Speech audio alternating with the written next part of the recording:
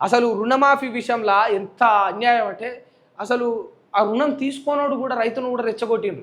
పోయి తెచ్చుకోపోండ్రి కాంగ్రెస్ ప్రభుత్వం వస్తది. రాంగనే అదంతా మాఫీ చేస్తా అన్నాడు. ఆశపడిపోయి తెచ్చుకున్నోళ్ళందరి సంగతి ఏమైన తర్వాత నో డాటా ఫౌండ్ కింద ఆళ్ళ పేరు చూపిస్తుంది. ఎర్రర్ కింద కొందరి పేరు చూపిస్తుంది. గంత అధ్వానంగా ఆ రైతుల పరిస్థితి జరిగిపోయింది. నిజంగా హామీలు ఎవ్వడైనా ఇస్తాడు. బట్ దాన్ని ఇచ్చిన హామీని ఇన్ టైంలో తీర్చగలగాలి కదా! సరే ఇన్ టైంలో తీర్చుకోకున్నా కొంత ఆలస్యమైనా సరే రేవంత్ రెడ్డి గారు దీనికి ఏం సమాధానం చెప్తారు ఒక్క మాట మనం అనుకుందాం. కళ్యాణ లక్ష్మికి తులం బంగారం ఇస్తామని అన్నారు కదా! దీనికి ఏం సమాధానం చెప్తారు?